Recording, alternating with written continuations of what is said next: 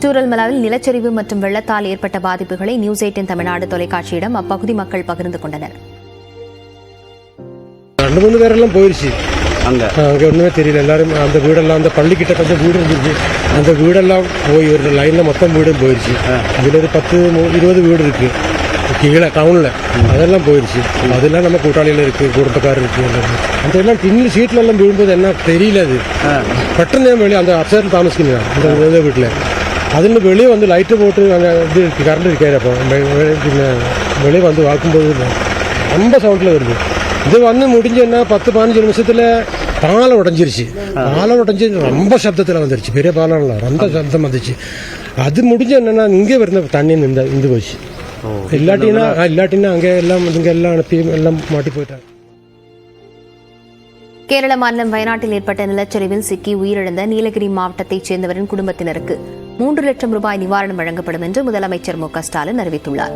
சூரல்மலையில் ஏற்பட்ட நிலச்சரிவில் சிக்கி நீலகிரி மாவட்டம் கொல்லியட்டியைச் சேர்ந்த கல்யாணகுமார் என்பவர் உயிரிழந்தார். அவரது குடும்பத்தினருக்கு இரங்கல் தெரிவித்த முதலமைச்சர் மு க ஸ்டாலின் பொது நிவாரண நிதியிலிருந்து 3 லட்சம் ரூபாய் வழங்க உத்தரவிட்டுள்ளார்.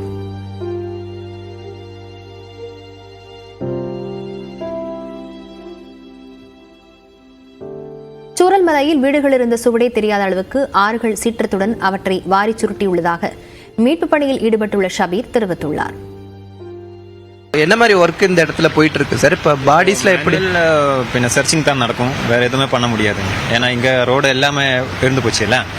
அப்புறம் பின்ன பாடி அப்பப்போ கிட்டத்தட்ட தோல் ஏற்றி கீழே ஆம்புலன்ஸ் இருக்கு, அங்கே எத்திக்கும். அதுக்கப்புறம் ஹாஸ்பிட்டல் இருக்கு, மேப்பாடி கவர்மெண்ட் ஹாஸ்பிட்டல், அங்கே போய் மோர்சரிலாம் போட்டு வச்சிருக்கேன்.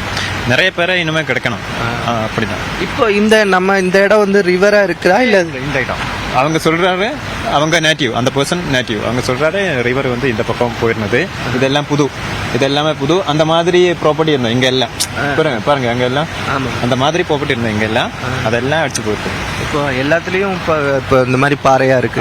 இப்போ இவங்க இருந்தவங்க எல்லாம் எங்க சார்? அது சொல்ல முடியாது.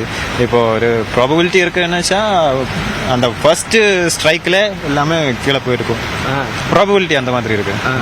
ஏன்னா ஒரு 3 இயர்ஸ் பேக் இங்க புத்துமலைன்னு சொல்றாரு இன்னொரு பிளேஸ் இருந்தது, அங்கே அந்த மாதிரி தான் முதல்ல ஸ்ட்ரைக்ல எல்லாருமே கீழே போச்சு. ஆமா, அப்படியா? அப்ப அதனால இங்க யாரும் இருக்கிறதுக்கு பாடியா இருக்கு ப்ராபபிலிட்டி கம்மி. ஏன்னா இதெல்லாம் மேலேருந்து வந்துருச்சுல்ல, அதுக்கு முன்னாலே அந்த மட்டும் வெள்ளம் எல்லாம் கீழே போயிருக்கும், அதுல போயிருக்கும்னு நினைக்கிறேன். இப்போ பாடினா ஸ்மெல் வந்துருக்கும்ல சார்? அப்ப நீங்க அதை எப்படி ஃபைன் பண்றீங்க? இல்ல, இது ஸ்மெல் வரதுக்கு டைம் ஆகல. ஏன்னா இப்போ 24 hours ஆகல. நைட்டுக்கு இன்னைக்கு காலையில் அவ்வளோதான் டைம். இப்போ அதுக்கப்புறம் இப்போ நம்ம சர்ச் பண்ணி பார்க்கணும், இல்லைன்னா டாக் வரணும், போலீஸ் டாக் எல்லாம் வந்து அந்த மாதிரி பார்க்கணும்னு நினைக்கிறேன்.